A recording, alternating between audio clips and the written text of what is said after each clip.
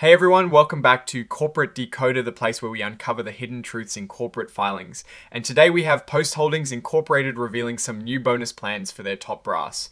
We're diving into a report that tells us how the company is rewarding its leaders and what that might signal for the future.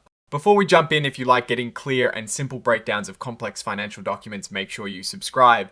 And hey, we have a thriving Discord community linked in the description below where we discuss these findings further. So come join us. So what is this all about? Well, it seems Post Holdings Incorporated decided it was time to dish out some fresh stock awards to their key executives. It was announced back on the 18th of November 2025, and the Corporate Governance and Compensation Committee of the Board of Directors approved these grants. Now, when we talk about these awards, we are mainly looking at two types restricted stock units, or RSUs, and performance-based restricted stock units, or PRSUs. Think of RSUs as a promise to give you company stock in the future, usually after you have worked there for a certain amount of time. These are a way to keep top talent around.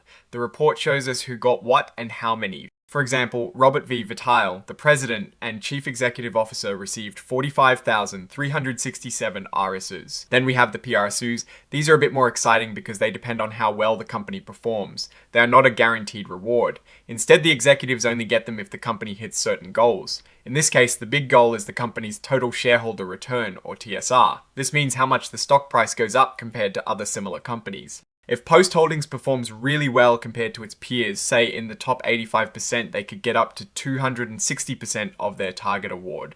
That is a huge upside.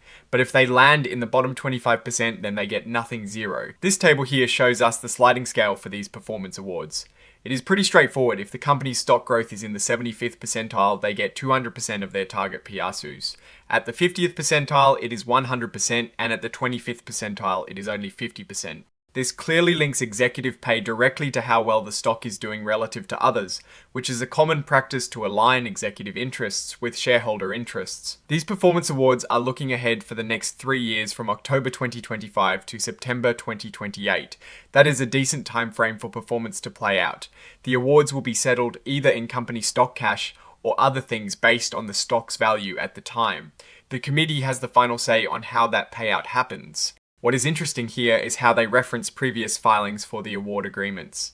This means the terms themselves have been disclosed before, and this filing is just confirming the specific grants made now. Looking at the list of recipients, we see the top leadership team, including Matthew J. Maynard, the Chief Financial Officer, and Nicholas Catoggio, who will soon take on a higher role as Executive Vice President and Chief Operating Officer. Deidre J. Gray also received awards as Executive Vice President, General Counsel, and Chief Administrative Officer.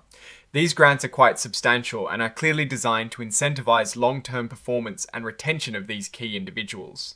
Now, digging a bit deeper into what this means for Post Holdings Incorporated. Granting these kinds of stock awards, particularly with performance metrics tied to relative total shareholder return, is a pretty standard practice in corporate America, especially for publicly traded companies like Post. It signals that the company is trying to motivate its top executives to not just grow the business, but to do it better than their competitors. This can be a great strategy if the company's performance metrics are well chosen and achievable.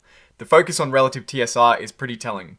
It means the company isn't just aiming to grow, but to outshine its peers. This competitive drive can spur innovation and efficiency. However, as with any performance-based compensation, there is a risk. If the market as a whole is down, even if Post Holdings outperforms its peers, the executives could still see a significant reduction in their potential bonuses. On the flip side, if the market is booming and Post Holdings does average, or slightly below average, compared to its peers, they might not get the full reward. From a shareholder's perspective, these grants are essentially a bet on future success. The company is essentially saying we believe our executives can deliver exceptional results, and we're willing to tie a significant portion of their compensation to it. The actual value received will depend entirely on how well Post Holdings performs over the next 3 years in comparison to its competitors. The detailed vesting schedule for the RSUs, where they vest over 3 years in equal installments, is a common way to ensure executives remain with the company. It creates a cliff or a gradual reward system that discourages individuals from leaving shortly after receiving a grant. Looking at the overall picture, Post Holdings is using these executive awards as a tool for alignment and motivation. The company is clearly betting on its leadership team to drive shareholder value. The success of these awards will ultimately be measured by the company's future stock performance and its standing relative to its industry peers.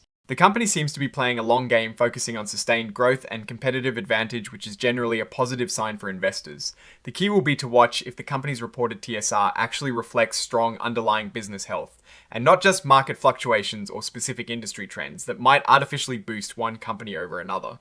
Alright, that is our breakdown of Post Holdings Incorporated's latest filing on executive compensation. What is your take on these awards and what they signal for the company's future? Drop your thoughts in the comments. If this analysis was valuable, hitting that like button really helps, and subscribe for more deep dives. Don't forget to check out the Discord in the description to continue the conversation. Thanks for watching, see you next time.